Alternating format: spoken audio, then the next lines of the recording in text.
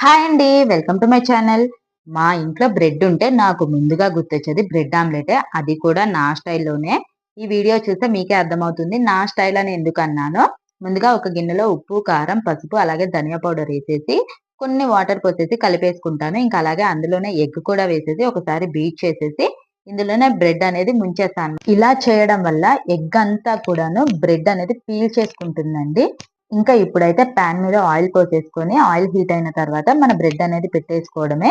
మీరు కావాలి అనుకుంటే మిగిలిన ఎగ్ కూడా దీని మీద ఏసేసుకోవచ్చు. ఇంకా ఈ బ్రెడ్‌ని 2 సైడ్స్ కూడా గోల్డెన్ బ్రౌన్ కలర్ వచ్చే వరకు ఫ్రై చేసుకోవడమే. టేస్ట్ అయితే సూపర్‌గా ఉంటుంది.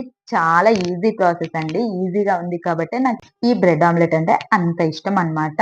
మా పిల్లలు కూడా ఇష్టంగా తింటారండి. ఇంక ఇందులో సాస్ పెట్టేసుకొని తింటే ఆ టేస్టే వేరండి. వీడియో చూసారు కదా! వీడియో నచ్చితే లైక్ చేయండి. ఛానెల్‌ని సబ్స్క్రైబ్ చేసుకోవడం అయితే మర్చిపోకండి. ఇలాంటి మరిన్ని వీడియోస్ కోసం బెల్ ఐకాన్‌ని యాక్టివేట్ చేసుకోండి. Thank you for watching.